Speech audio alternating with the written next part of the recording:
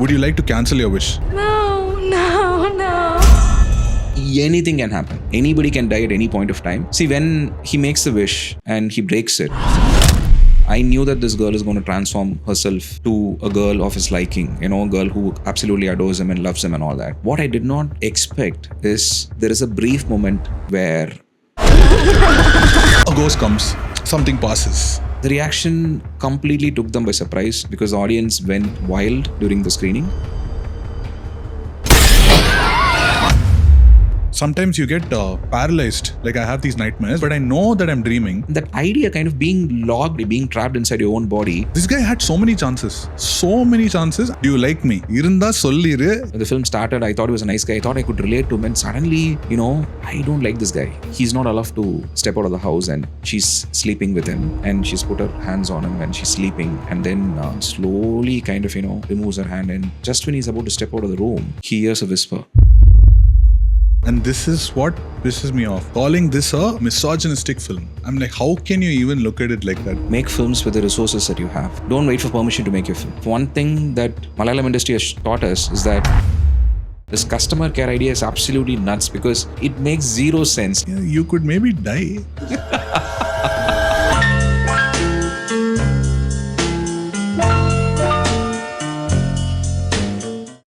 Hi Ashwin.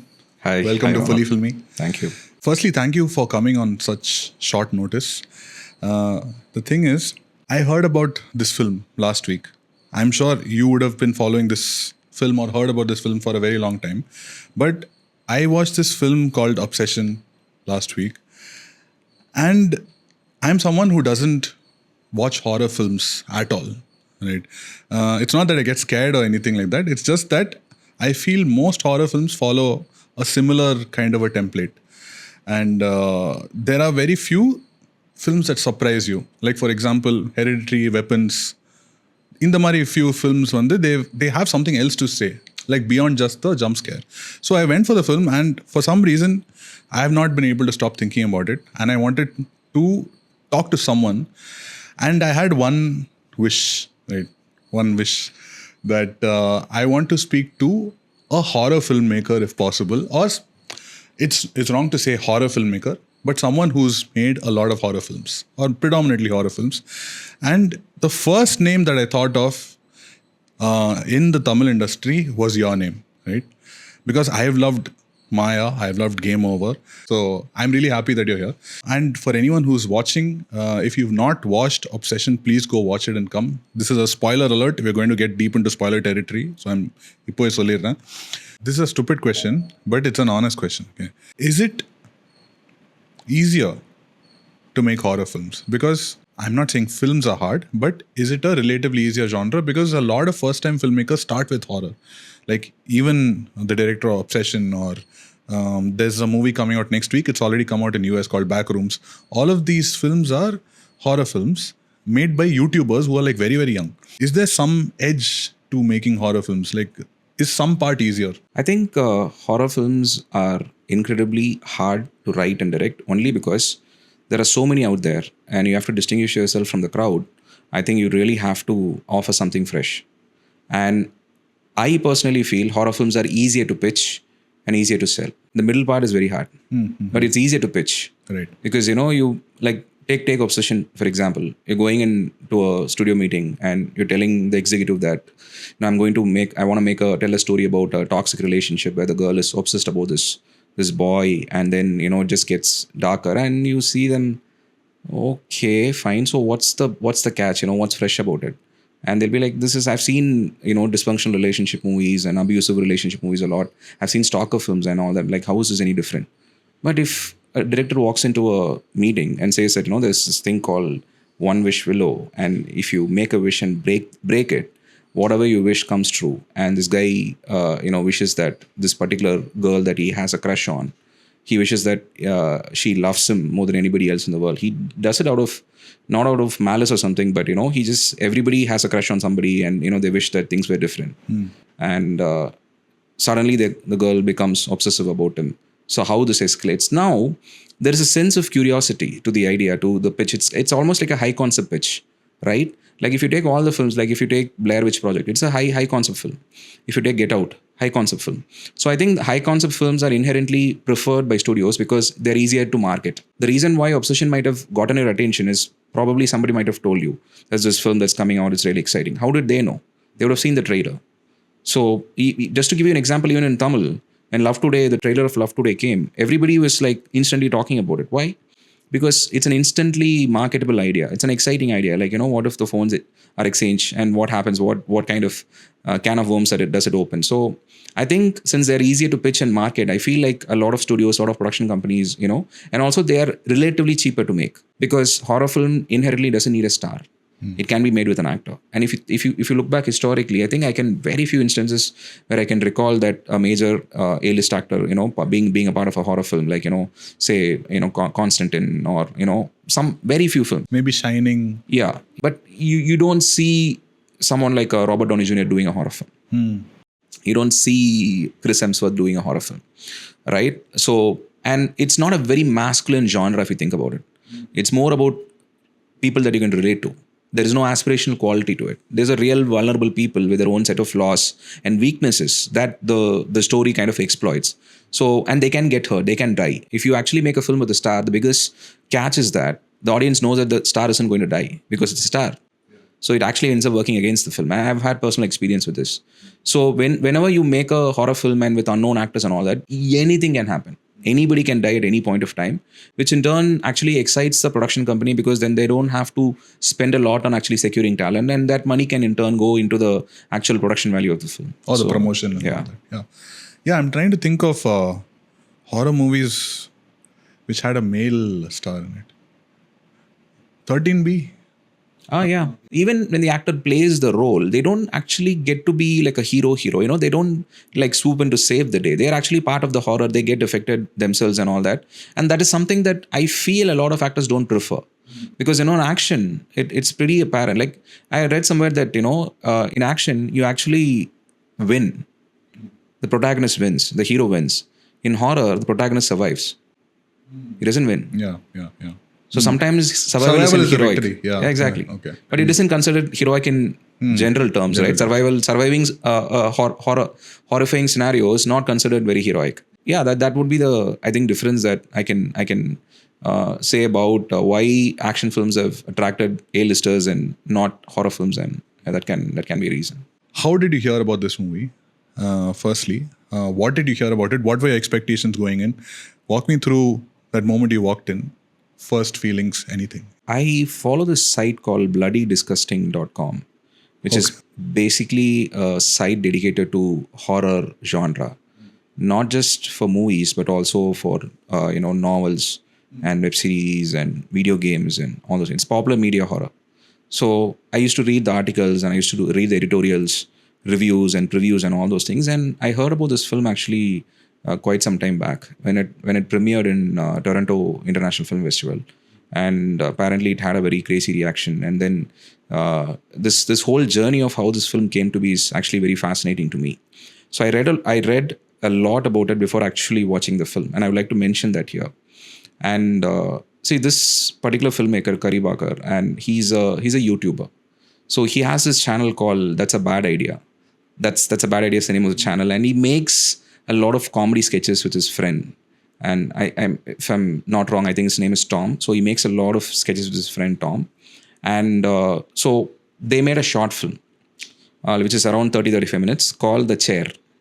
So it's about this guy who's driving around his neighborhood, and suddenly he sees this random chair in someone's porch or in some front yard, and somebody there, I think if you have a furniture that you need to dispose of, sometimes you just place it on the near the road, and somebody takes it and leaves. So he finds this chair, and then he just likes the chair and he picks it up and he goes home. So what happens after that is basically, I don't want to spoil it. It's available for you can watch it on YouTube. Now this is going to bother me for the rest of the conversation, but yeah. So I saw the short film and I also read about this. So what happened was he finished the short film.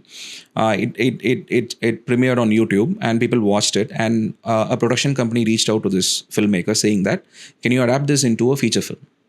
So this person started writing the feature film script of this particular Kari Bakar.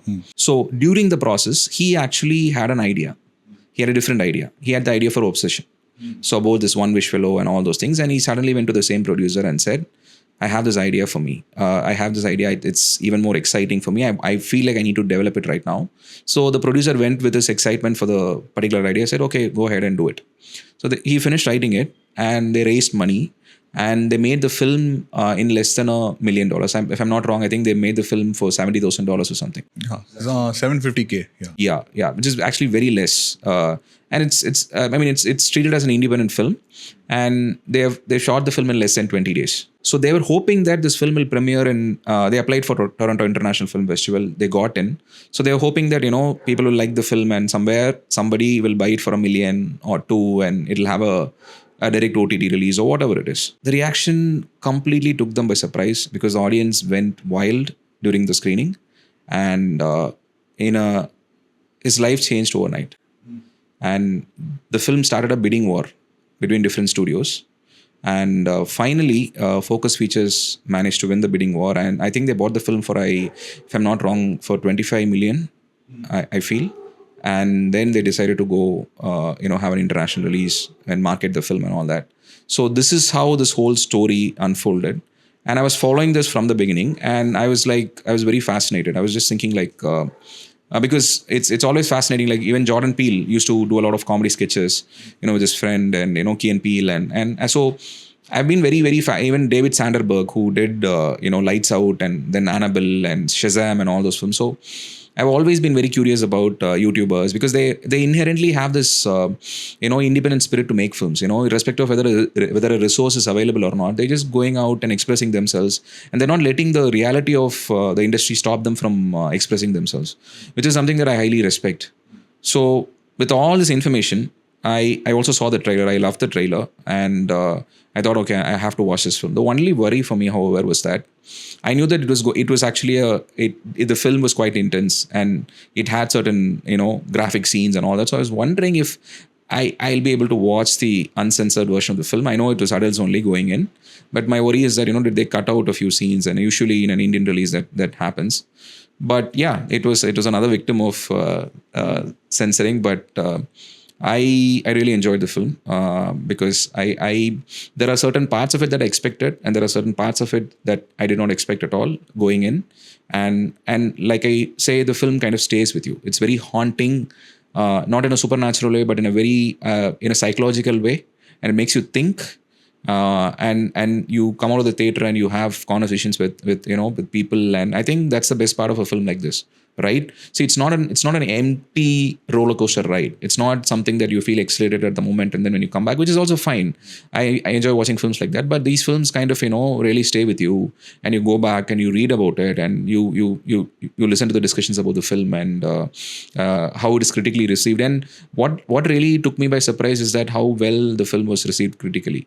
Usually critics are not very friendly with genre cinema in particular, because they don't understand that it caters to a particular audience and it is supposed to be visceral, and sometimes they don't answer all the questions and all those things. So the abstract nature of the genre itself sometimes prevents the critics, or they have some issue or other, because you can see over the years a lot of very good genre films, very good actors who performed well in genre films have never been acknowledged by the Academy, or they've not been considered like an artist, even though what they're doing is like leaps and bounds ahead. So I had a very visceral reaction to the film, and the audience that I watched it with also, there was a lot of nervous laughter around, and it was just like it was a packed house, and I don't think they also came in knowing exactly what this was going to be. Yeah. So usually what happens in horror films is, especially if it's college crowd and all of that, I've also been there, but they come to horror films to not just to watch the film, but to react to it in a certain way. And I've gotten into a lot of trouble, asking people to be quiet in the theater and all that. I've gotten into fights with people, because it really bothers me. I know that you can talk, I can joke around all that, but deliberately like ruining another person's film experience, I think it's not acceptable. And see, I'll give you an example. So when I watched Talk to Me, so there was a lot of comments that are being passed in the first half and all that. And during the midpoint of the film, there is a scene. I don't know if you've seen the film. There is a scene during the midpoint of the film where something extremely visceral and unexpected and violent happens, then there was just pin drop silence after that. The rest of the film, nobody even breathes. They were just like quiet. So I feel like at some point in a horror film, I think something happens and people are like, I don't think I can fool around with this anymore. I have to just keep quiet and respect the filmmaker and let him tell his story. So at some point, I think that connection happens. I don't know which point. Sometimes it doesn't happen because some people deliberately try to sabotage it. But I think at some point you really lock in. You know that they're not fooling around. And I think even in this film, I think there were multiple moments like that in the film where you feel like, this guy is not joking around. This is kind of getting like, in a very, it's going into a, you have to tread carefully with this film because anything can happen to anyone kind of his own. Yeah. So what was that first moment which made you like, okay, this is something else? See, when he makes the wish and he breaks it, I knew that this girl is going to transform herself to a girl of his liking, a girl who absolutely adores him and loves him and all that. What I did not expect is there is a brief moment where she kind of comes back. Yeah. And then she realizes, oh my God, why am I kissing this person? And then she just goes back, right? That really kind of, Literally took jumped, me. Jump scare, na? That was proper. And it is not just the music or the sound. It is genuinely because you don't expect her to actually appear and like break in, and you realize that, oh my God, maybe she is there inside. Some part of her is still inside. And that idea kind of being locked inside your own body, being trapped inside your own body and being unable to express yourself, right? That I think is a real kind of, horror, the real kind of, fear that creeps into you. I think it comes from there. At least it came from there for me. That particular shot, right? That's oddly, it's also very, very relatable, at least for me. Like, for example, I've spoken about this in one video also, but I've heard that this is called lucid dreaming. I don't know if this is only lucid dreaming, but sometimes you get paralyzed. Like I have these nightmares where I get completely paralyzed, but I know that I'm dreaming and I'm trying to like physically shake or I'm trying to make some noise so that the person next to me, if my wife is sleeping, she can at least shake me out of it, right? But it happens sometimes. Sometimes you can actually physically wake up and this thing. But that's why that particular shot, there's no new thing appearing from somewhere. Like usually in a horror film, a ghost comes, something passes, something happens, some new information comes in. This is the same shot. And then she just goes back. And that's literally what happened to me also. Right? But for me, the way the film starts itself, it starts with Bear's character. He's at a diner and then he's talking to this girl. I think first we just see him. And he's saying that he's always like this girl. And then they show the girl. And then she says something. And then they break and then they say that this is just some waitress from the diner. From that moment, it felt, okay, this is not just a regular horror film. They're trying to, firstly, the setup itself is like slow, but it's not boring. It draws you in because of this particular character. And it's a very relatable thing also. Every boy has felt this, that he like one girl from a long time, not able to say. Otherwise, I got drawn in. And then it's just scene after scene, not boring again, but they go from there, they talk about trivia night, then they show his cat dying. We have to talk about the cat later, but the cat is dead. Then he's like, I might not be able to make it to trivia night. He shouldn't have gone there, movie would have ended. But he lands up anyways, goes to trivia night and they introduce the characters and then they show Nikki for the first time. I don't know, I felt very drawn to her. It's not attraction. There is something very, very captivating about that face. It's a very peculiar face. And her vibe is also like, she's very chill. She doesn't really care. And that's why it hurts so much later because a person like that is being, if possessed is the right word, I don't know. But she's being forced to become like something else, right? But the moment it really hit for me was, like you said, he's sitting in the car. She goes. Before she goes, she asks him, do you like me? Otherwise, but this guy still hesitates, right? He's like, no, I love you as a friend or something like that. And then the entire theater went, "Ada poda dey, idu sollama ni enna pandrika." And then she goes, he breaks this thing, and then they just show her standing over there. Such a unforgettable visual that she's standing as a silhouette over there, and then she slowly comes and she just starts talking in a different way. And then she's like, why don't you come in for a drink? She's keeping on asking, come in, or my cat just died. I'm like, wait, is that a mistake or something like that?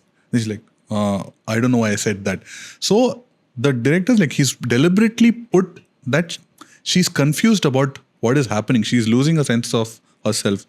And I think he's also mentioned that she's not possessed or anything. I mean, it's not a demon or a ghost or something that's possessing her, but that's what he said. I think the One Wish Willow is not a cursed object.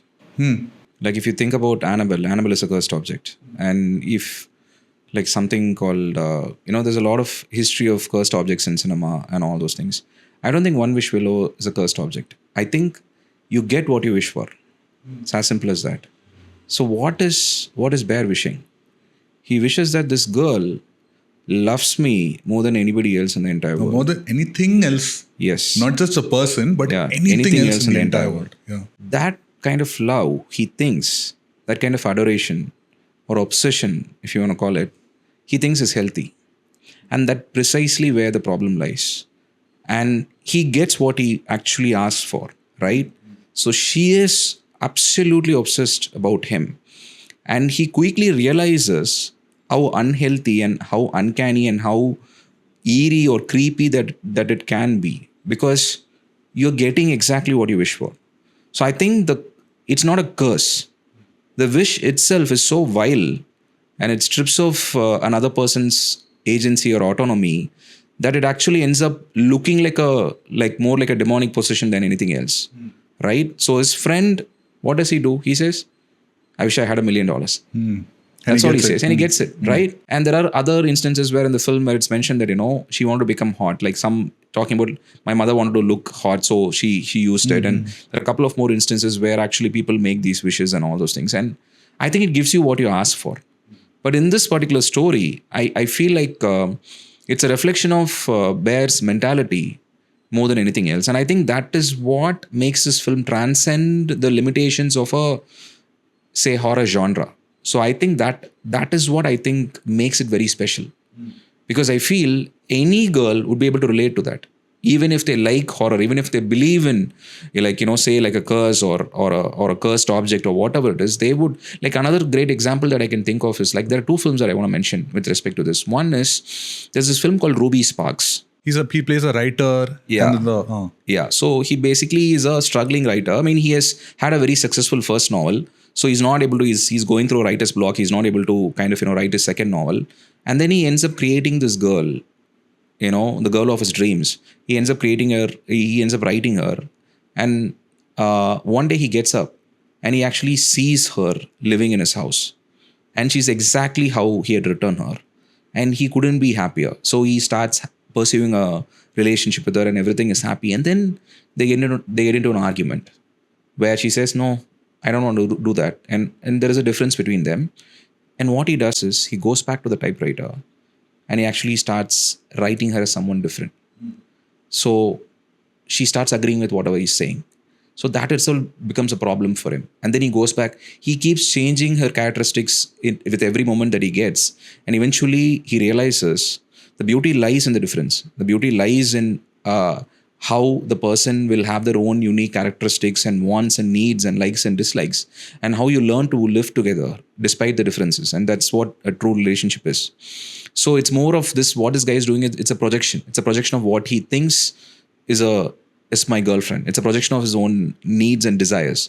And that's not a very healthy way to have a relationship. This is one film. It's not a horror film, but people should still check out that film. I think it's a very interesting film to watch. So it's a very meta film, if I can say that. One film. Second film is genre film, Invisible Man. So Invisible Man is essentially about gaslighting. So even if you don't believe in the Invisible Man suit, or even if you don't believe in the science fiction aspects of the story, you can always relate to someone having escaped an abusive relationship how the remnants of the relationship continues to haunt them in their present life, and how when they actually try to articulate that, this person is still in my life, this person is stalking me, nobody believes her. So right now she's claiming that this guy is invisible and he's still haunting me. Nobody believes her. This can be anything. It doesn't have to be invisibility, right? So there is a universality to the story that kind of transcends all the genre or tropes that comes with a certain film. So I think Obsession is a similar film, I would say, irrespective of whether you buy into the premise or not. I think it's a remarkably human story. The thing you said about the cursed object, right? I read something on Reddit. So someone had asked the exact same question: is the One Wish Willow a cursed object that is against humanity? And then I read this really nice reply. They were like, no, it's just an object. It just makes your wish come true. It doesn't differentiate who asks for what or what the wish is. It just makes it come true. But the reason why this happens is because the wish itself was against humanity. Yeah. It is against agency or autonomy, like you said, of literally changing a person's will to do something so vile that that person can see nothing else in the world except you, right? I think generally the movie is about women in love, that they become someone else when they're in love. I think you're talking about the kind of perils of making one person the center of your universe, right? That is exactly actually what the wish wants. I mean, what he wants out of her, and it is definitely an issue, right? Because I feel like your entire life cannot revolve around a single person, and even if you are manipulated or conditioned, or you are like you're expected to do that, I think it is not something that is sustainable. After a point of time, it kind of comes out in like bursts of anger, and you have a meltdown and all those things. And I feel like I think, this is a deeper topic. I feel like a lot of our the way we approach relationships, the way we romantic relationships or marriages or any form of relationship, I think it stems from our own relationship with our mother and father. I've always thought a lot about this, and how attached you are to your mother and father and all that. You kind of whether your parents had a good marriage, whether they fought all the time in front of you, or were they affectionate, were they comfortable expressing their affection in front of you. So all these factors are actually you become aware of it as you get older and older, and you start seeing a lot of those similarities and patterns in your own relationships. And then you consciously step back and say that no, I don't want to repeat this again. I don't want to, because it has been normalized for you. Like if you grew in a very abusive childhood, I think you normalize hitting someone. You normalize, expressing your anger through physical means and all that. And for you, that's all you saw. Like nobody was there to correct, saying that, this is not healthy. So I think a lot of your relationships, I think, even when you go to therapy and all that, the one thing that they always circle back to is, how was your childhood? Like, how was your relationship with your mother and father? How it shapes, not just, no, I'm not just talking about husband and wife. I think it shapes every relationship you have. It shapes the friendships you have. It shapes how you perform at workplace, how your relationship with your boss, or any authority figure for that matter. So I think I feel like this film plays out like a nightmare, because it actually, it is a nightmare. Like, that kind of situation. This is something, see, anybody who has had that kind of relationship would be able to relate to this film, right? Somebody would have had to deal with somebody, who was obsessive in nature, who was very possessive. And, we have this word called possessive, right? Like, there's a very fine margin between being possessive and being obsessive. And see, and I'm speaking from a place that I've been both people. I've been this person. I've been at the receiving end of it as well. And it's never pleasant. It's not pleasant when you're doing it. It's not pleasant when you're receiving it and all that. And I think that self-awareness, I think, is a very important part of it. And I feel films like this actually make you think about all those things, and it makes you wonder, like, do I relate to Bear? I thought he was a nice guy. Exactly. Yeah, when the film started, I thought he was a nice guy. I thought I could relate to him. And suddenly, I don't like this guy. I don't think what he's doing is right. When did that thing happen? I feel there's a wonderful scene in the film where he's not allowed to step out of the house, and she's sleeping with him, and she's put her hands on him and she's sleeping. And then he gets a call from his friend and co-worker, and she said, I need to talk to you. about something important. And she said, I'm going to come there. And he says, no, I can't talk From right now. Sarah? Yeah, Sarah. So I can't come right now and all that. And she said, no, I'm coming regardless. So now he needs to step out of the house without her finding out, right? And she's sleeping right next to him, and then slowly kind of, removes her hand. And just when he's about to step out of the room, he hears a whisper, and he turns and she speaks to him like being trapped inside the body. She starts speaking to him, saying that, please kill me. Yeah, please kill me. She's still closed her eyes. She's still sleeping. The whatever version is sleeping, and she's underneath it all, and she can't even raise her voice. She's just like almost whispering, asking him, can you kill me? Because I don't want to go on living like this. Please put me out of my misery. And then what Bear says as a response is what actually it's a defining moment of his character. He says, is it that hard being with me? Yeah. What is wrong being with me? Yeah, exactly. Yeah.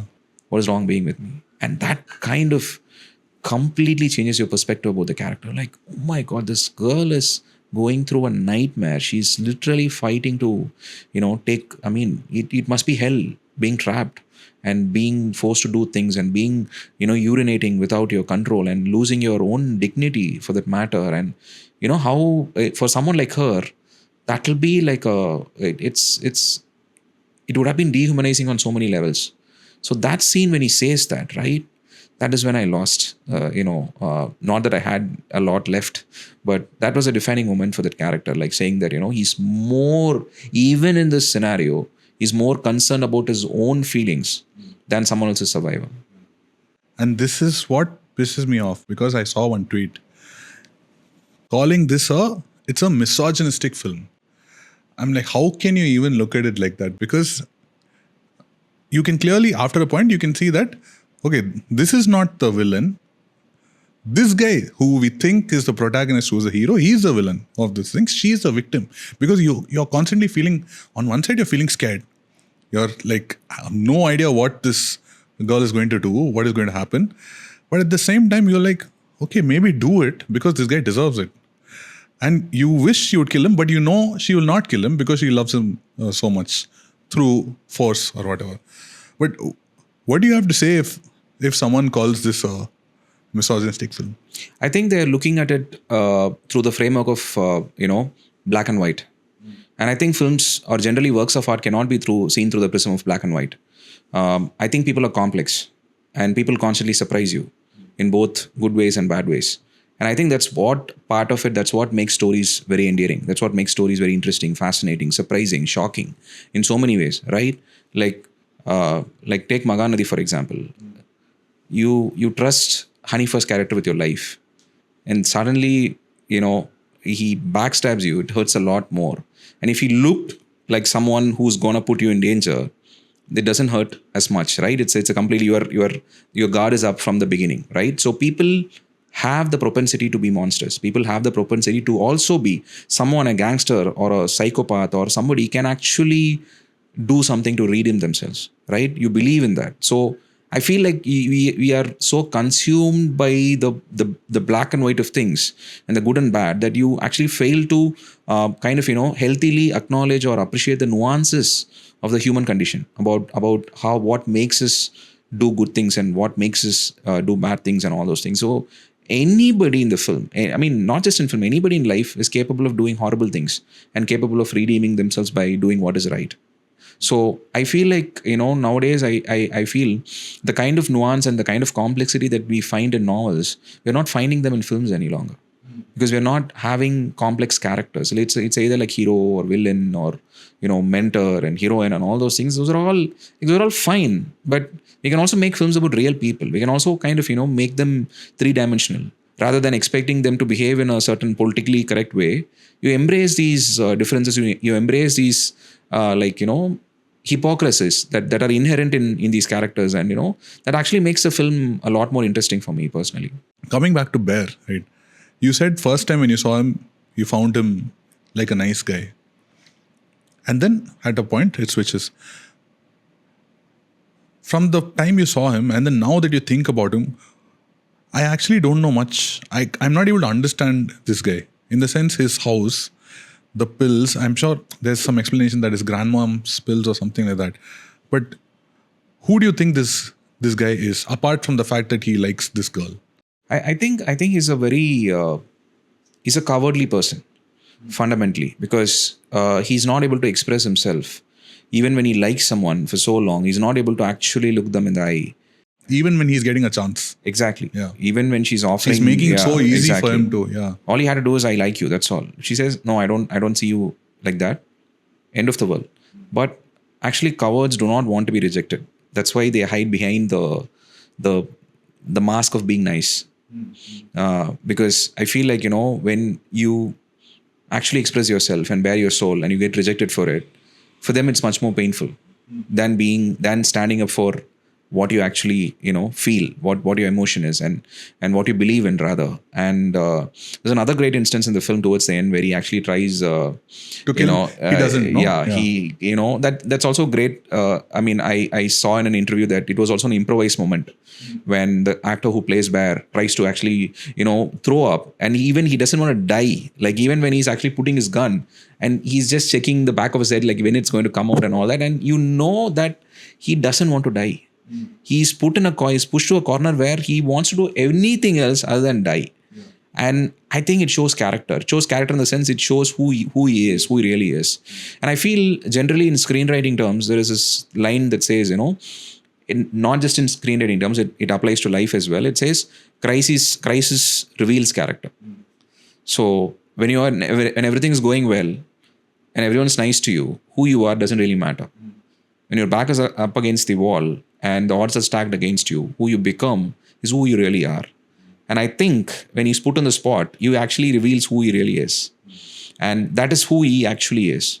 And all this pretense and all those things that come before that, again, I think we are getting closer to judging him, but that is actually who he is.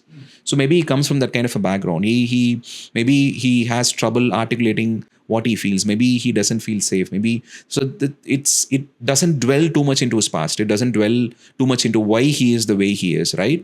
But during the critical moments in the film, you do understand, who he is by looking at the kind of choices that he makes. And ultimately, I feel bad for him. It's not like I'm actually feeling vindicated that he died in the end. I actually feel bad for him. And I think that is a very dispassionate way of looking at the character, and also a slightly non-judgmental way of looking at the character too. Because I think, if you take a film like Whiplash, would you call the relationship between J.K. Simmons' character and Miles Teller a very healthy relationship, or would you call it an abusive relationship? I would just call it a complex relationship. Exactly. Yeah. Exactly. There's no, see, there'll always be two sides of the coin, right? People will say that it's extremely abusive and this guy is going to go into hard drugs and he's going to lose his life and he's going to die, just like a great musician that he keeps referring to that died, when he was 29, 30 without a family, without friends and all that. So it is left to be seen. But I think it makes it fascinating. It makes the relationship fascinating. And they're unapologetically themselves. Both of them in the film. They're unapologetically them. So they're like, I'm not going to change just because it makes you uncomfortable or anything. I'm going to be on your face. I'm going to be who I am, who I actually am. And you genuinely, you can understand why they are the way they are. Yeah. And when I was watching Whiplash, now that you bring it up, and I watched it again after you and Sudhir had that conversation, like recently. Yeah. Right? It made me want to watch that movie again. What a brilliant movie. And then when I watched it for the first time, when he was telling that he meets the girl he was dating, and then he meets her saying that this can't work out. I have bigger dreams, I have greater goals to achieve. You're coming in the way, and I was like, what an asshole, like, for doing that. Now I'm trying to look at his character and Bear's character and be like, at least that guy had the balls to say, this is over. Mudiyadu, I have other stuff to do. This guy had so many chances, and also, even when he calls customer care, One Wish Willow customer care, and he asks, are you the customer care guy, who's also the director, by the way, his voice only, and then he asks, would you like to cancel your wish? This guy doesn't even say, I want to cancel. He's like, no, I don't want to cancel. I want to alter my wish. Fucker can't even say cancel. So many, and I was also thinking for the longest period, Why is he not doing anything? Why is he not going to the shop? Why isn't he not getting another wish? He does it much later. I think towards the end he does it. And he's also not really complaining to anyone that much. For some reason, he's enjoying this.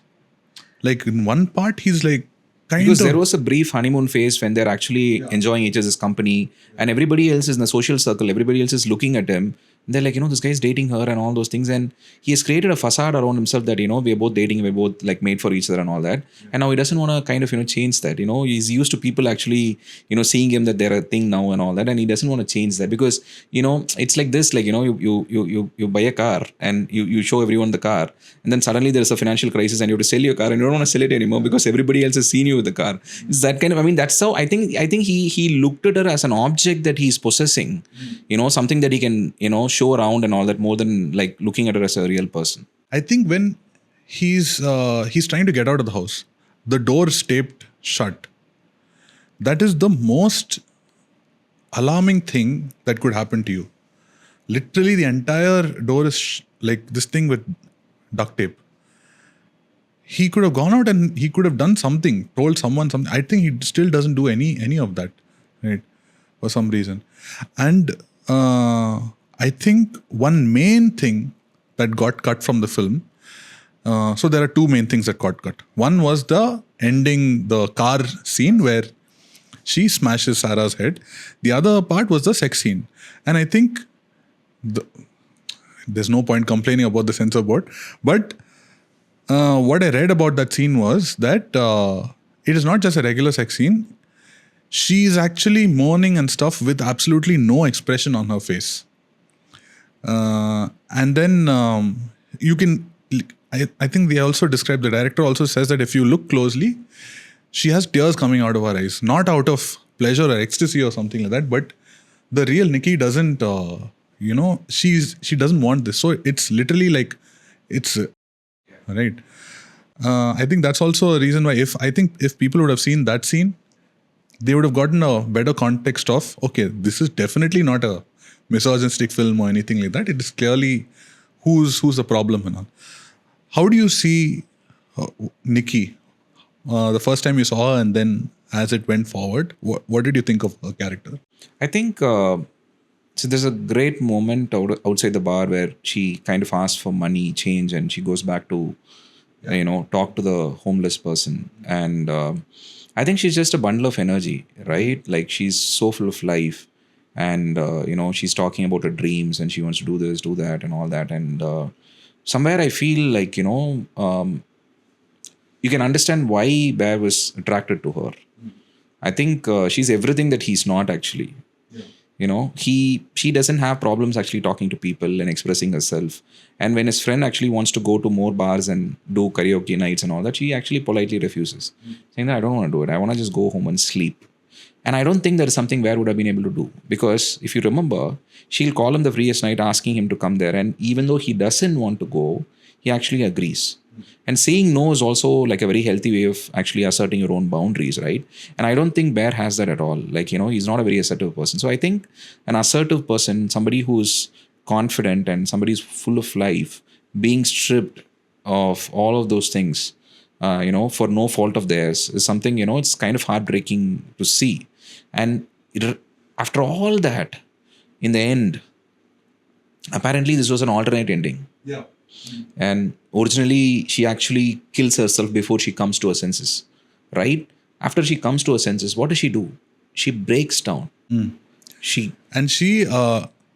is lying on her, in her arms, and she literally drops him down. And the camera pans down, and then you hear that thud. Yeah. I think, right? She breaks down, and the rest of the credits roll to her actually crying, breaking down and crying.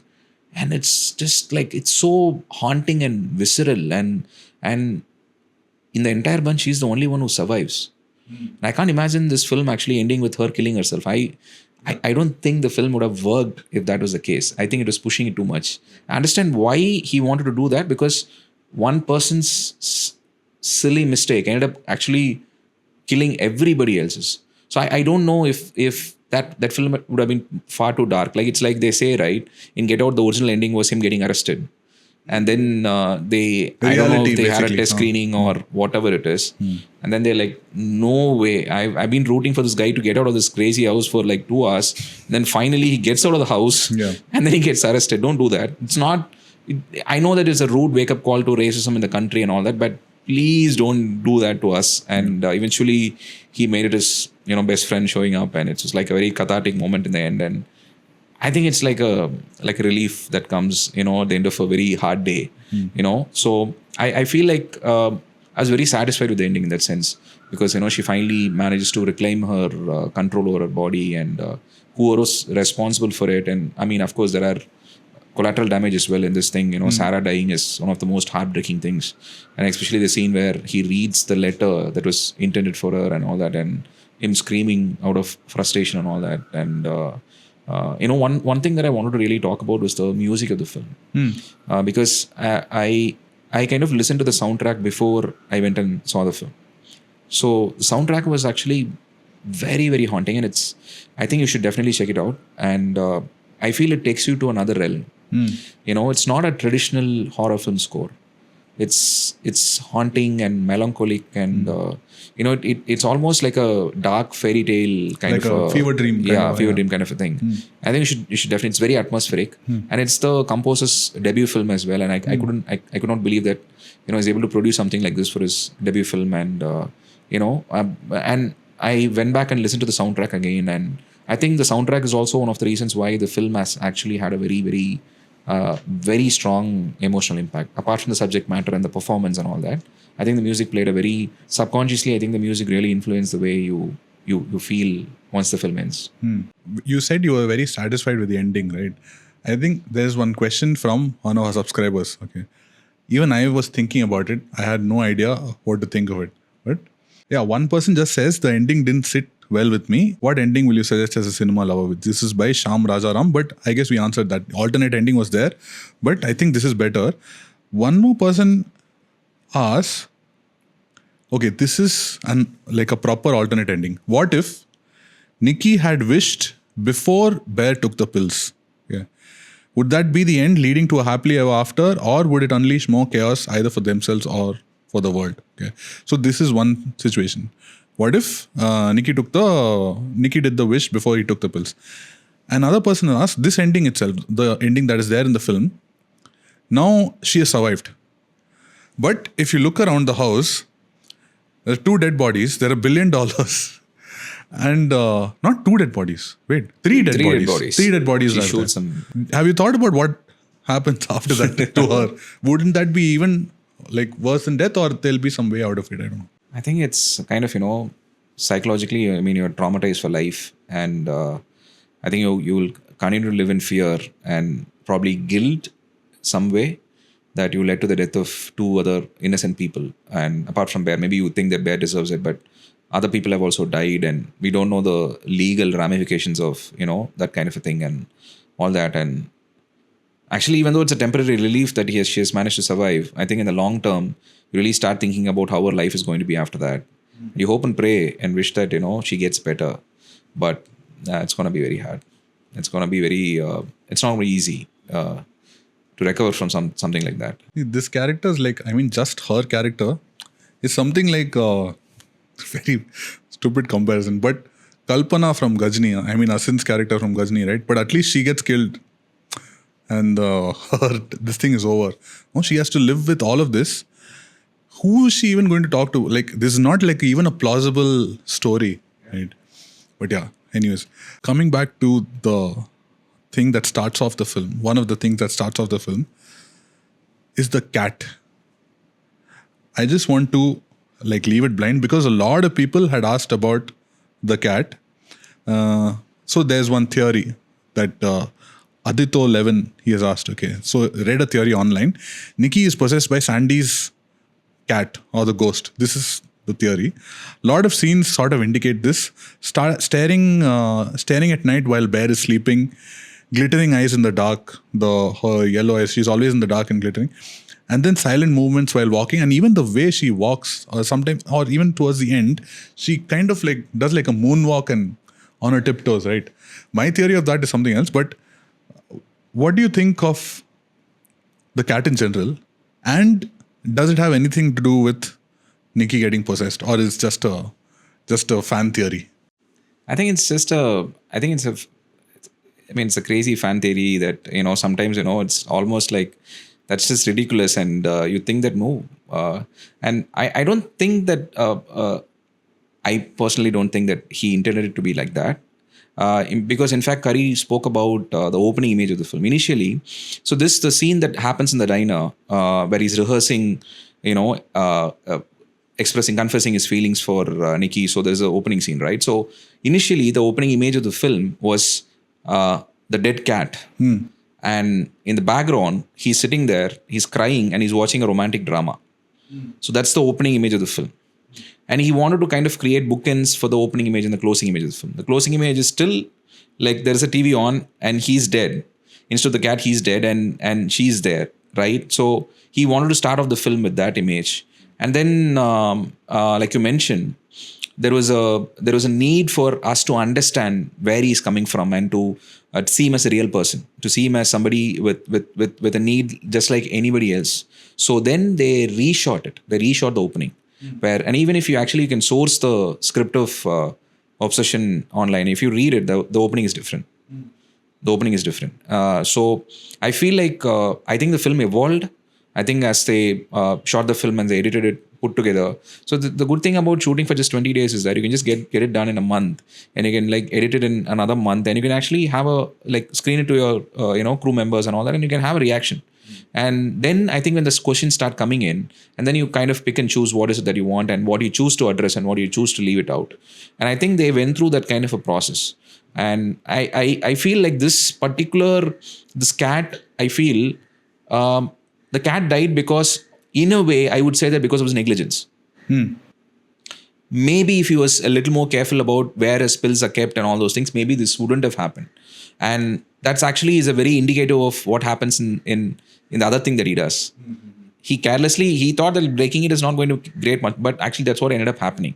So it's only fitting that he takes the same sleeping, whatever pills that killed his cat.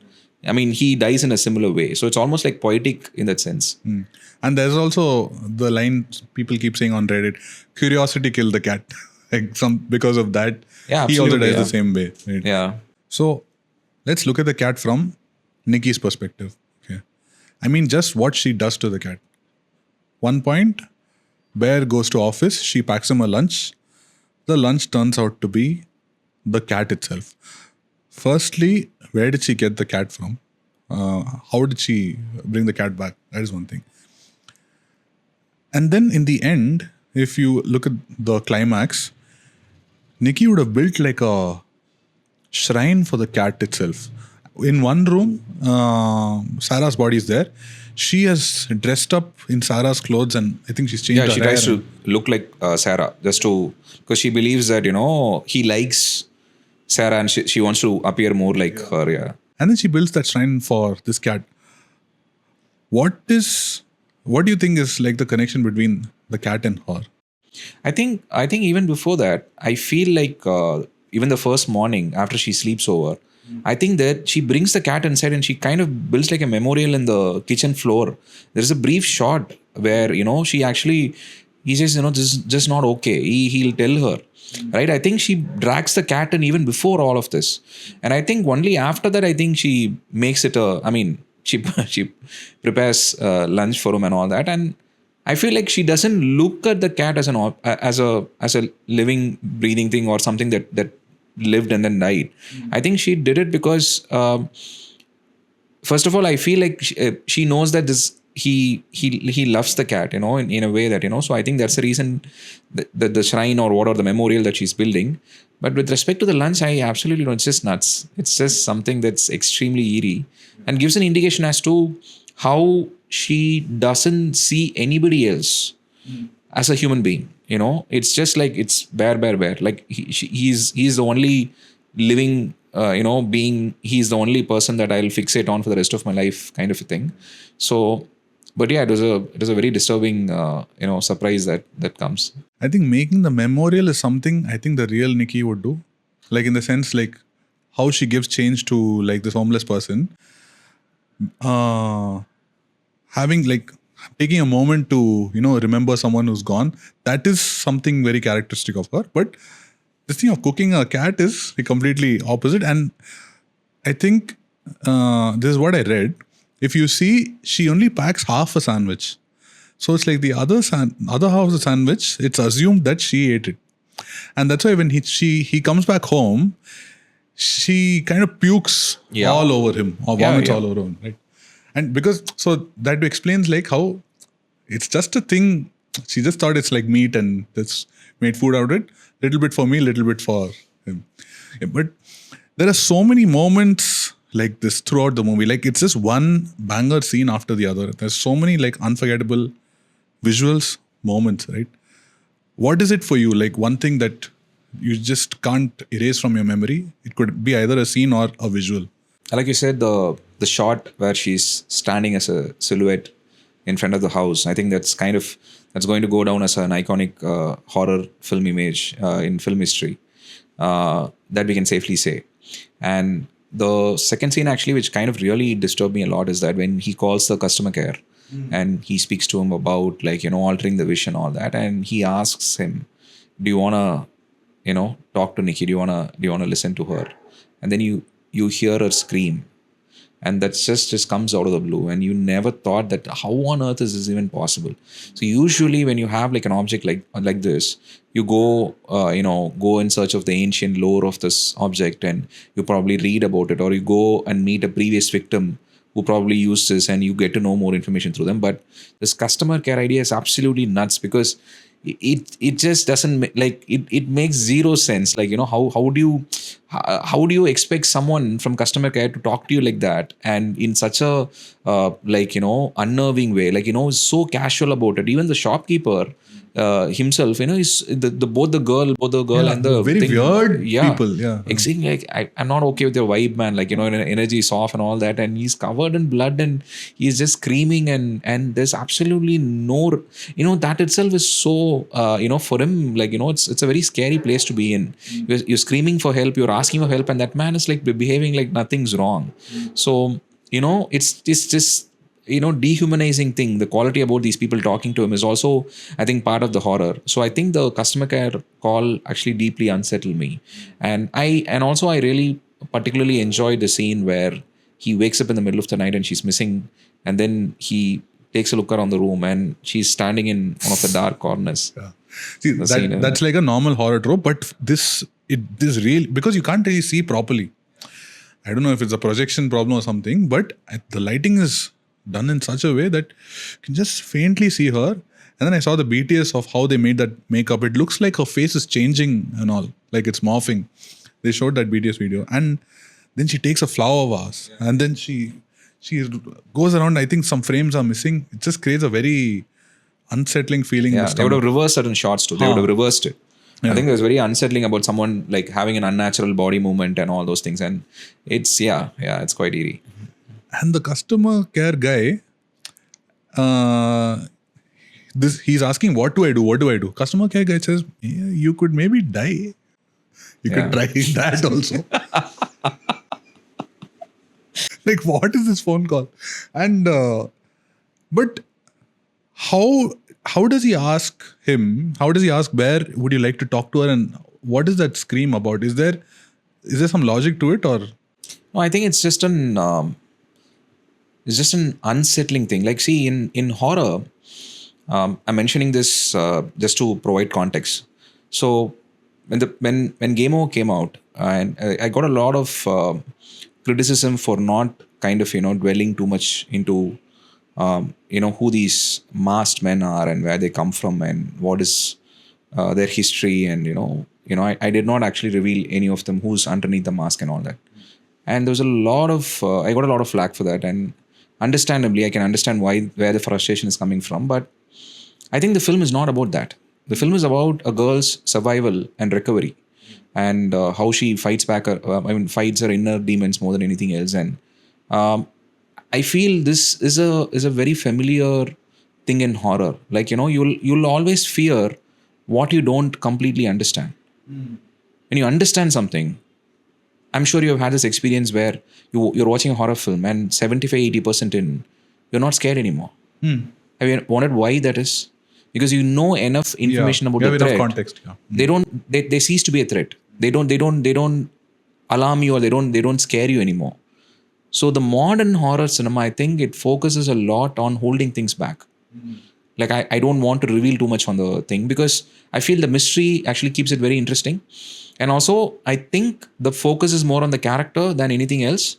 And I feel like, unlike in mystery you always have to reveal your cards by the end of the film. At least in the last shot you have to reveal, but in horror I think you can really hold things back, and I can just tease the audience, and you can just leave them wanting more.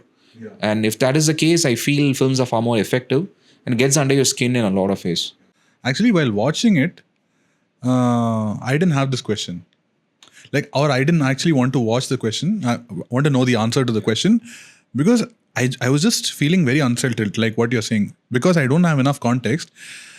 In a lot of films, you will ask, why, how is this happening, how is it happening? But because they establish the characters like so well, you'll be like, what is this person going to do? It's not like what is happening around. You don't have. The more and more you think about it, you'll start asking, who's this person? Who's this person? What is the cat? And all of that stuff. But while the movie was going on, I had no questions. I also really like that shot where he goes to work and he comes back. Actually, when he leaves for work, I think it's the only shot where they break perspective. In the sense, the entire film is through his perspective. This is the only shot where he's left, camera is just on her and she's just smiling. Camera pans down and she's urinating, right? And when he comes back, her clothes and all are ripped apart. There is like shit on the floor, pee on the floor.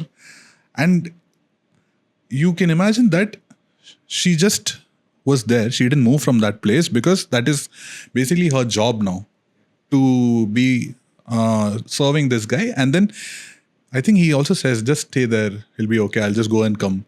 So she literally just stays there. At the same time, real Nikki from inside is trying to fight through. That's why her clothes and all are like probably torn. Okay. Apart from the music that you mentioned, right? Technically, as a filmmaker, what do you think like really stood out or worked for the film? I think the way the film was shot. I feel since they were shooting an independent film and they did not have a lot of resources, there was not a lot of coverage in this film. And just to kind of give an understanding, coverage basically means how many angles you cover a certain scene from. Like, for example, we're doing these interviews with 2 cameras. So in a scene, for example, they're both sitting in the car and talking. So how many angles do you cover it from? Like, do you cover it from just Bear's perspective and his reaction and all that, or you go in different angles? So in an independent film, you don't have a lot of days to shoot. So you reduce your coverage as much as you can, and you stick to a particular perspective, and you have that consistency throughout the film, right? So in this film, they made a very strong decision to go with as less coverage as possible. So it's either Bear's reaction or Bear's perspective. If you take a lot of scenes, for example, the scene in the bedroom where he wakes up and he discovers that there's nobody next to him, and then he sees, from his perspective, we see her standing in the dark corner. And the scene where she comes back to talk, she comes to talk to him, and she's standing in the on the porch, and only her eyes are slightly visible, and he sees her. It's reaction, perspective, reaction. It's a short, counter shot. So this kind of coverage actually makes the film feel very, very character driven. So you don't actually have a lot of shots of establishment shots of the city, or where they work, the musical, the store, or the store that he goes to get the one wish pillow. You don't see any of these places. You don't even understand the neighborhood that much. So it's basically character driven, and that I really appreciated that, and it made the film very minimalistic if you think about it. And they just focused on what is essential, and they made it just about the character. And they did not have a lot of cuts in the film. The pace wasn't very frantic. The pace was very, very slow and meditative, and there was a lot of static shots. And if you look at some of the shots, there's a lot of negative spacing around the character, so that there's a sense of isolation the character feels. And also you are constantly looking at the dark corners, wondering where she's going to come from and all that. So this particular style of cinematography really, it made it very exciting for me. I think the lack of time and the lack of coverage, like you say, that itself forced him to make a new style itself. Like this itself becomes a style, and a lot of shots are like he's looking at something, but for a long time they don't cut. They keep it on, and that itself builds anxiety. What the fuck is he looking at? For example, the door.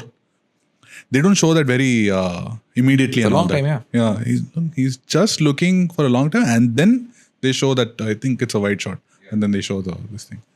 Okay. Finally, if there is something that Indian filmmakers can learn, or if you can even talk from your perspective, if there is something that you would take away or you want to apply in your work, or that we should be applying in our work from this film, what would it be? I think make films with the resources that you have. Don't expect for the ideal budget. Don't expect for the ideal cast. Don't wait for permission to make your film. Nothing should stop you from actually going out and telling your story. Not anything for that matter. Lack of money, lack of resources, nothing. So right now I feel a lot of people transitioning from YouTube to making feature films and all that. It has happened only because of the spirit with which YouTubers operate. YouTubers don't wait around, Asking for permission. No, they don't wait for the right budget. They just go shoot with whatever resources that they have. They put it together. They move on. It's not the end of the world. If something doesn't work, it's okay. We'll do another one. You do another one. Do another one. And over a period of time, if you're doing like, for example, you're not the same person who's doing the first video and you're doing the 50th video. You're not the same person who's doing the 100th video, right? You grow a lot, and people sometimes want to go from 1 to 100 in a couple of days or a couple of months. That is never going to happen. You have to get to that place. You have to earn that place. And you earn that by doing more work. And there is also so much fixation on, this needs to be a classic. I'm sure Curry, when he made Obsessing, he didn't want it to be classic. He just wanted to be this fun film that he made, out of his own curiosity and passion for storytelling. And even if it had not worked, you'd have been fine. Next day, he would have gone back to making, YouTube videos and, comedy sketches with his best friend and all those things. And that's what actually matters. So I feel like sometimes I think we put so much emphasis and pressure on the ideal conditions for us to get to work. And that is a very big impediment. And I feel like if one thing that Malayalam industry has taught us is that, work with what you have. Go tell your stories and learn from the experience and try to get better. The motivation or the objective is not to become perfect or make a masterpiece, right? The motive is to get better with every film and just let it fall where they might. Like, you can't really, manufacture a career. You can't decide this is the career I'm going to have and I'm going to work towards it. No. You work your way with every single film that you make, and when you finish making a film, that film actually opens what's going to happen next. And you can't plan your career that far ahead. You just have to focus on making one thing at a time. And that kind of spirit, I think in particular, we had that spirit. Like when Nala Ekner came into the, equation, when back in 2009, 2010, when short filmmakers started making short films, we had that spirit. And somewhere I feel like YouTubers are having that spirit now. Right? From short filmmakers, I think YouTube, whatever you want to call it, content creators or whatever it is, they have that spirit where they're questioning the status quo. They're saying that, no, I'm not going to really confine myself to this, the system or the industry or whatever it is. I'm going to do my own thing. And even if it stands apart, or even if it is like, transgressive, or even if it is like not acceptable by industry standards, I'm still going to express myself. I have nothing to lose. That kind of an attitude will take you a long way. I just want to mention one of my friends. His name is Vaibhav Munjal. So he has this YouTube channel called Chalchitra Talks. So he's been doing Chalchitra Talks for quite a long time. They do mainly recommendations, and he has an own podcast and all of that. Suddenly, a few months back, he releases his film on YouTube. Right? Feature film. It's been made with some restrictions in terms of budget. But the way he shot it, like Kari Bakar, his limitations became the aesthetic. Like he's literally used voice notes as a storytelling tool. And the grainy kind of constantly moving camera, that itself becomes like a style. So shout out to Vaibhav. I'm not sure if you watched the film, but it's called Scenes from a Situationship.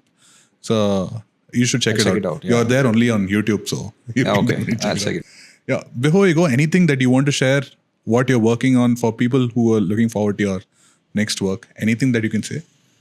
I mean, for the last 3 years, I've been writing a lot, and for me, it's been a very transformative period, if I can call that, um, because I feel I made this decision in the beginning of 2023, where I actually quit social media. I deleted all my social media accounts, Instagram, Twitter, and all those things, and I completely, went away. And it's something a lot of people that I know have done, and I wanted to give it a try because I feel like it was taking a lot of my time. So once I did that, I had more time to read, I had more time to write, I had more time to do other things that I've always wanted to do, and it kind of took me on a journey. And you discover a lot more things about yourself when you're not constantly bombarded by the outside noise, right? You start paying attention to yourself. So I've been writing. I've been pitching scripts, and I've been trying to get a film off the ground, and hopefully it'll happen soon. And I really miss, as much as I love writing, I really miss being back on set and directing actors and shooting and editing the film. And I'm really looking forward to get back to it. Is it also a horror? Uh, Too early to reveal? Yeah, see, there are a couple of things that I'm working on. Some of it is, I can call it horror. Some of it is very, very different from what I've done before. So another, I think, surprising aspect about this period is that I was taken aback by what came out of me in terms of writing and all that, because I never imagined myself, writing stories like this, because I always felt like these kinds of stories are not suited for me, and I might not be able to write it. And there are people who are very good at this kind of a thing, but I was surprised by kind of what I was able to write. So in a good way. So I'm really looking forward to tell those stories. Actually, more than my familiar territory, I'm really kicked to tell the other stories, because I think it'll definitely put me out of my comfort zone, and I think it'll challenge me as a filmmaker, and I'm looking forward to that. Even we're looking forward to whatever you're going to make. So, but please make it. Yes. Thank you.